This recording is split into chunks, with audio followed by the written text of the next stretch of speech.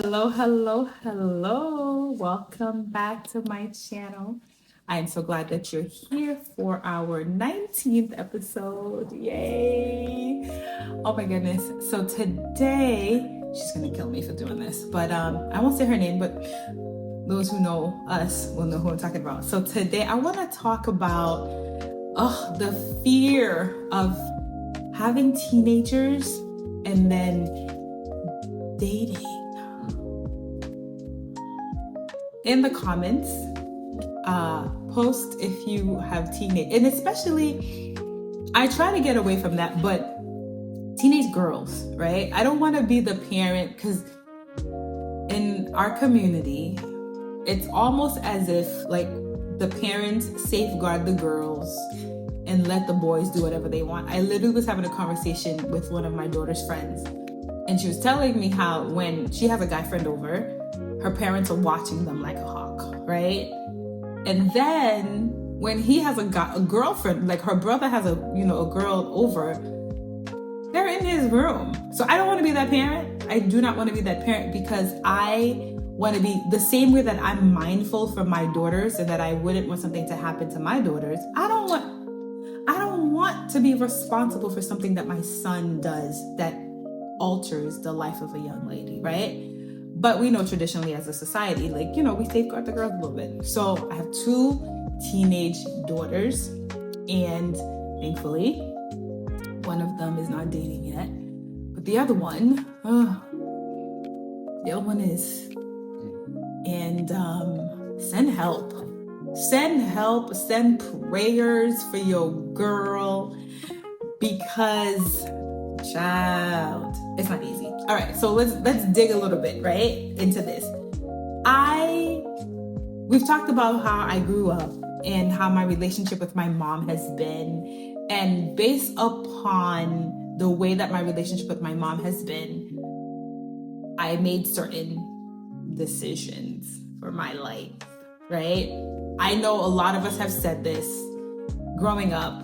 I'm never gonna be like my mother. I'm never gonna be like my father. As a matter of fact, I have a bet with my middle daughter, because I just know she's gonna be successful. I know that, and again, all parents know, what I'm saying, about your kids. And I know and believe that my kids are gonna do well in life, okay? So with this assurance, I made a bet with my middle child. And then again, for everybody that has a middle child, send help, send assistance, because this girl does not play. There's a Haitian proverb that basically says she don't eat anything cold. She's not the one, right? So we have a bet, and I told her, one day you're going to realize I was right. My daughter is so cocky enough that she said, no, you're not, it's not going to happen. I said, no problem. I said, one day you're going to testify with your mouth, because I did it. And so many of us had to do it to realize once we got older and we were wiser, we were like, oh my goodness, my mama was right. I made a bet with this girl for $50,000. And I said, I'm going to bet you $50,000 that one day you're going to admit that I was right. My child bet me $50,000 that will never happen. And then I told her, I said, I bet you this. And I said, that $50,000, here's my plan for it. I'm going to start a fund for parents that are raising teenagers who want to pull out their hair the way that I want to pull out my hair right now. I want to start a fund for them, like if they want to go out and have a self-care day. If they want to go out, and I don't drink, but I know people do.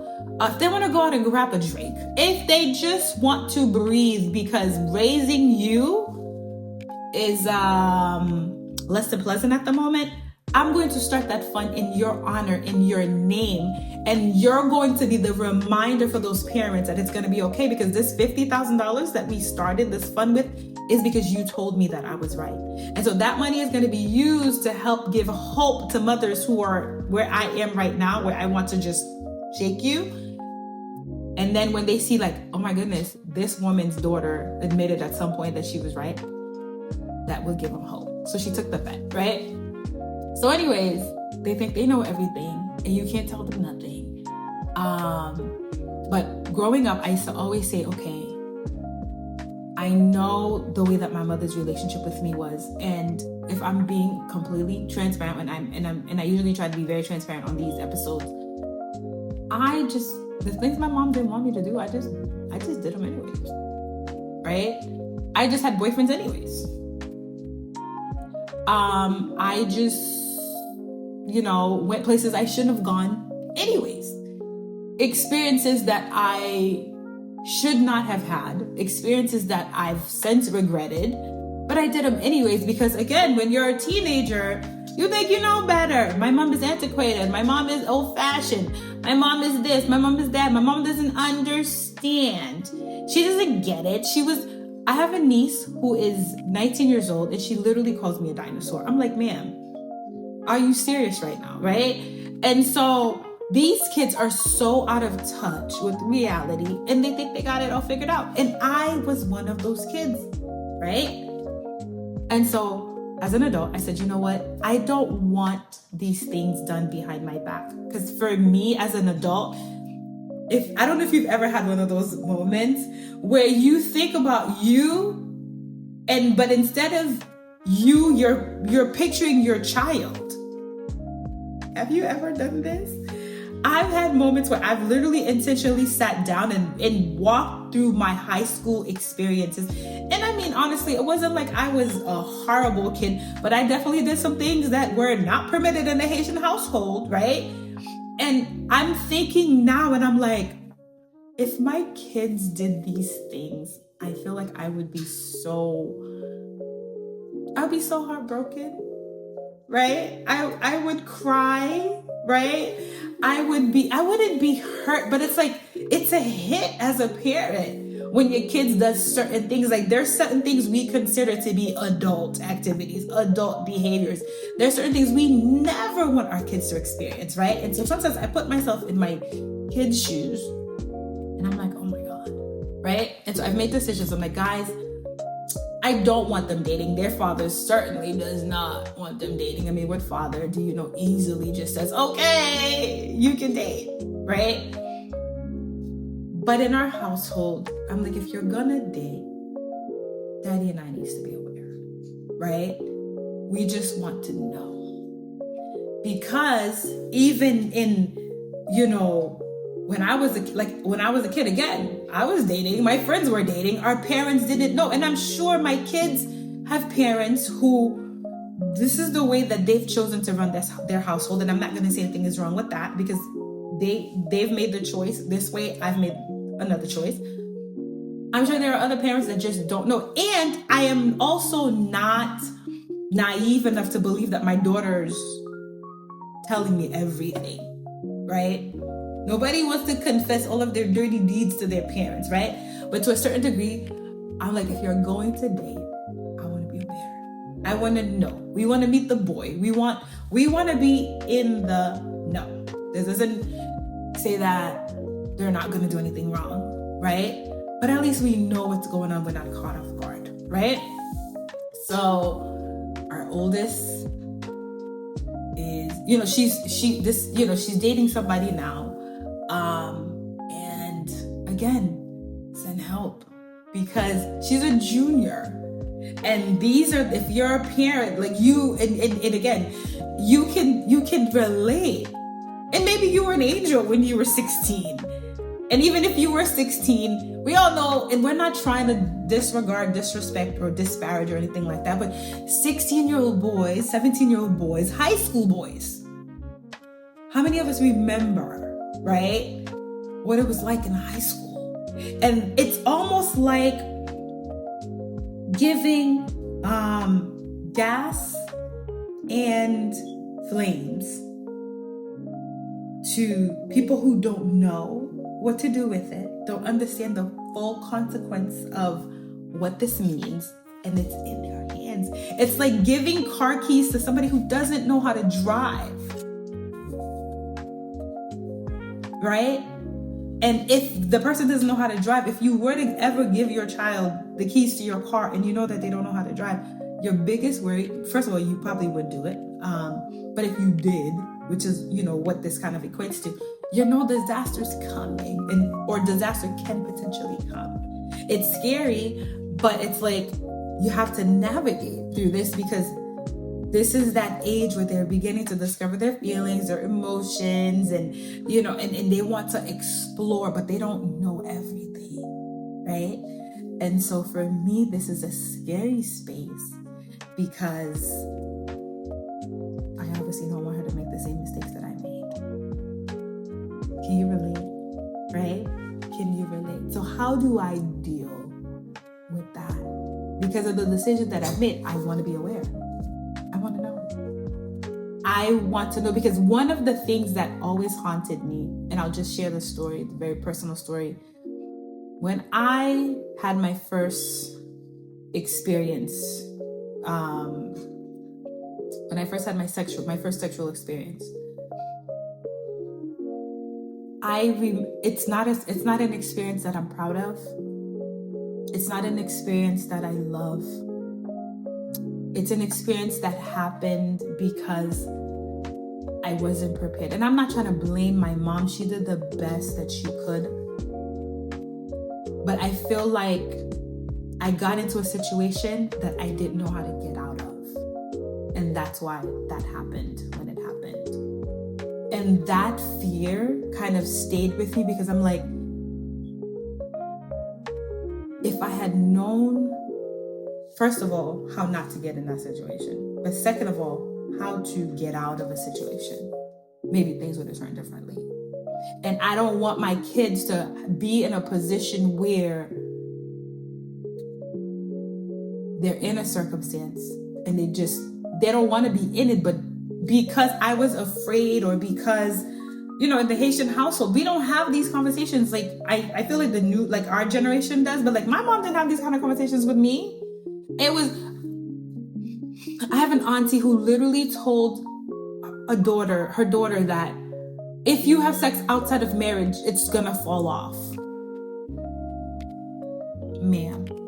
When she's watching her friends do it and it's not falling off, you're the liar here. And because now she knows you're lying, how much can she really trust your word?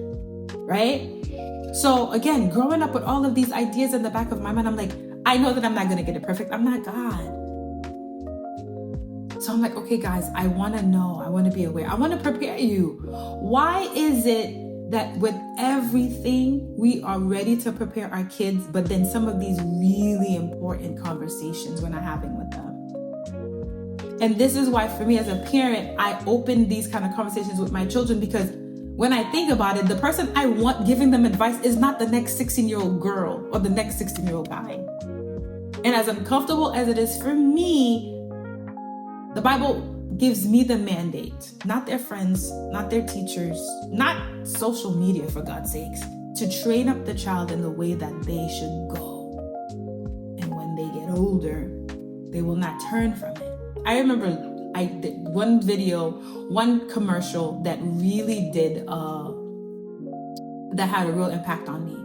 When I was younger, there was this video, and it was for smoking, and it was a young girl that was navigating through her day. And as she was navigating through her day, her mom was kind of there with her. She's crossing the street and mom appears and says, look both ways.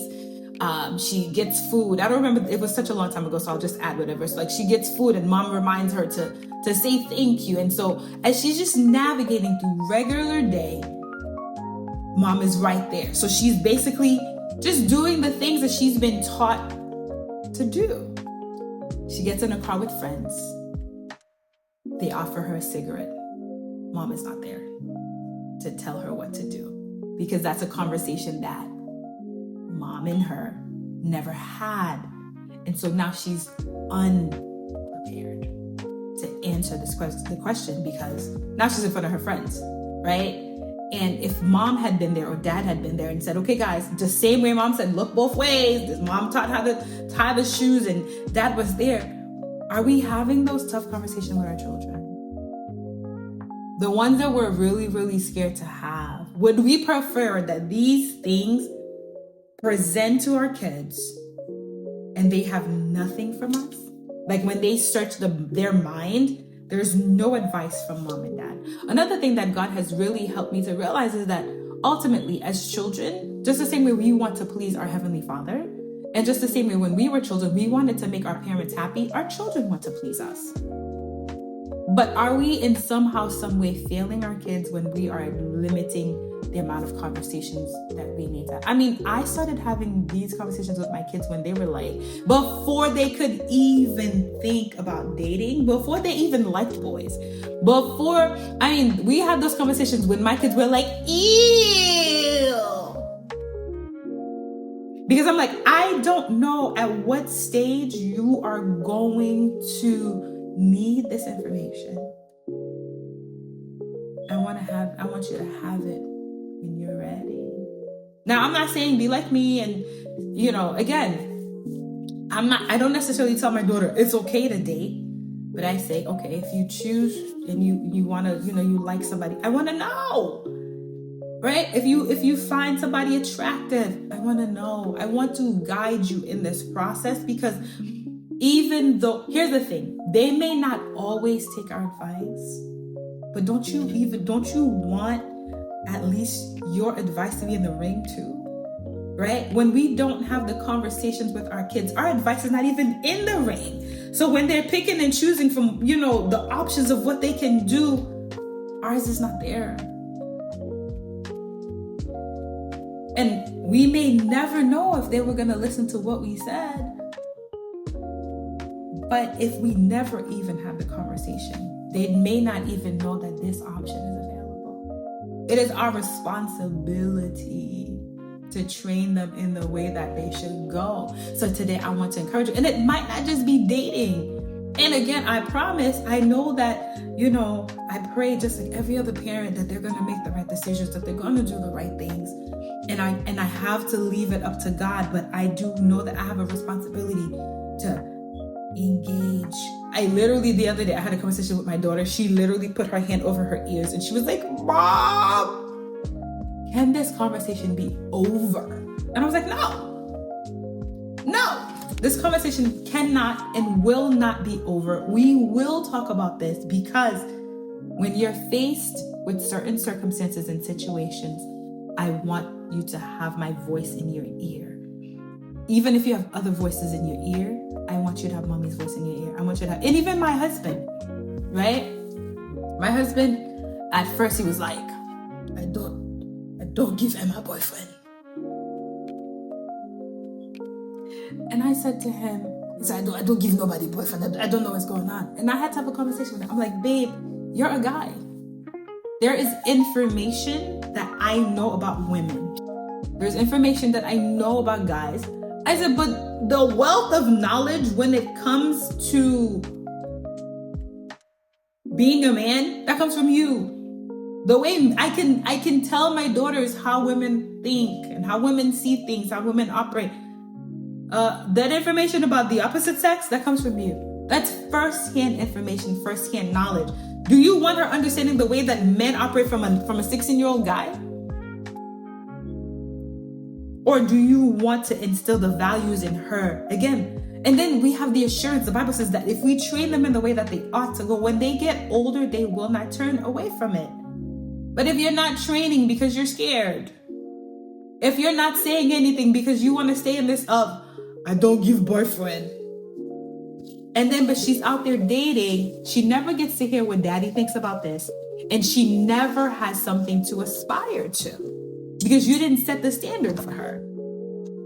So I've encouraged him, and he's had many terse conversations. I know that he doesn't love to have those kind of conversations, but I'm like, babe, she's got to hear it from us first. We have got to be that first standard for her. And I need her to hear it from you. I was married. And it's so funny because certain things but they don't really become such a reality for you in a moment. I had a friend, a close guy friend of mine, that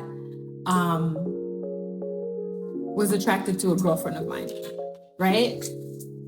And all of us girls were like, girl, and I was married with kids. All of us girls were like, ooh, girl, I see the way he looks at you. Oh, he likes you. Yes, he does. And so we were all just like so excited, thinking it was gonna be cute. Like my friend and my girlfriend and my guy friend were gonna get together, and the way girls do. And we already pictured their whole entire life and everything, right? And long story short, it didn't end up working out. And when I went to talk to my guy friend, I'm like, I don't understand. I don't understand. And again, this is something that I knew, but the way he said it made it so much clearer for me. He said, yeah, I'm attracted. He's like, there's such a thing as just being attracted to a woman sexually, but doesn't mean you want to go further than that. And he's a Christian man. So he was like, what ends up happening is sometimes the guy is just interested sexually, but because he knows he can't just come out and be like, girl, I just want to have sex with you. He tells her everything she wants to hear, but the ultimate goal is to get in her pants, right? He goes, I am looking for my wife. I'm not going to entertain any other. He's like, yeah, I find her sexually stimulating, but that's it. He's like, I don't see the relationship going deeper than that. And so I'm not going to pursue it.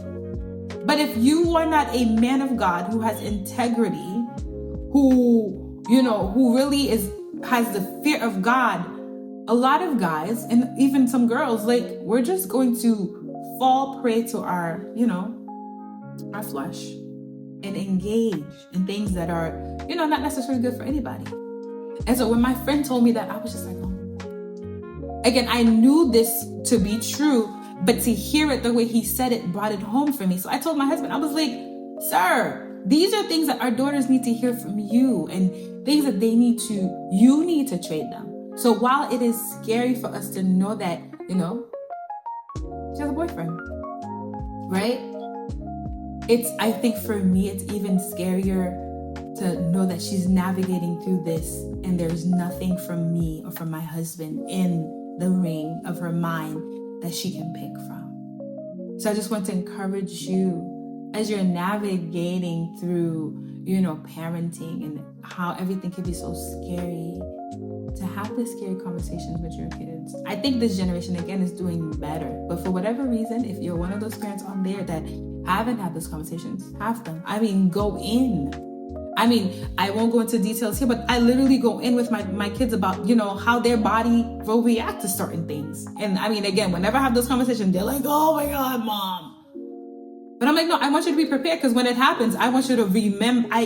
Ultimately, I want you to trust my advice. Because back to my auntie who told my cousin what she told her, like, now whenever you say something about this topic, we're going to not listen because you've led us down the wrong path before. I don't want my kids to feel like I don't know what I'm talking about. And this is not any place of pride, but it's like, I want to set them up for success. How many of us have been at work? And I've said this multiple times. I've said this in meetings. I've written emails where I'm like, I feel like either the management or the other team did not set us up for success. Like, you're mad because things fell apart right now, but the truth of the matter is we were not set up for success from the jump.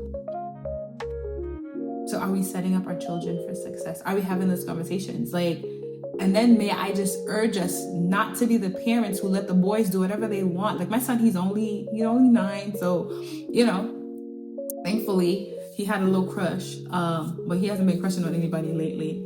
But are we having those conversations that are a little bit scary? We know the big ones, but they're the ones that are a little bit sensitive. And ultimately, what I really just want us to get out of this is, again, as your child is navigating through the day and having to make many decisions the same way that you have to make decisions, aren't you grateful to have a voice of wisdom that you can run back to? Because again, I pray the way that I pray, the way that I read my Bible, and I'm even now as an adult is when I'm really learning to filter things through God. Can we really afford to allow our kids to just be living life with the counsel of their peers? Sometimes I hear my kids talk and I'm just like, and their friends talk, and I just put my head down and I'm like, Jesus. Right? But they don't know better. This is just your reminder as we are dwindling down the year. to have serious conversations with your kids, scary conversations with your kids. Again, I'm not saying allow what I allow. We run our households the way that we run our households. But I think conversation is a good place for each and every single one of us. And I just want to encourage you to have a tough and uncomfortable conversation with your kid. You will be so surprised what you will find. And may I encourage you not to make it a judge, not to make it a judge zone, right? One of the things that I do with my kids is when they share something with me, I don't use that as a battering ram later on, right? We are building trust here. We want to, we are their parents, but we want them to consider our counsel. So if every time they tell you something, and then the next time you're mad, you bring it up, how quickly do you think they're going to tell you anything again, right? If somebody did that to you, how quickly? Like if everything you told somebody, they use it as a weapon against you, do you think you'd be confessing anything? No, you wouldn't. I know it's hard, but I'm asking you and asking you to ask the Lord too to help you to get more involved in knowing what's going on with you. There are things they're going to tell you that are going to be scary, but now you know how to pray, right? There are things that they're going to tell you that's going to shock you, but now you know how to pray. And then you may even be able to recognize some generational patterns that they might be walking into that you're like, whoa, God, we're not allowing that. Like when my daughter has friends over, whether it's her friend or if it's her boyfriend, I'm praying. And I get to watch them close and personal. I get to see this person. I get to learn about this person. And I am praying. If I don't like something, I don't be like, because again, remember when we were kids, a lot of us, the things that parents did not want us to do is what we did. So I try not to outright forbid anything that is obviously not going to harm them, right?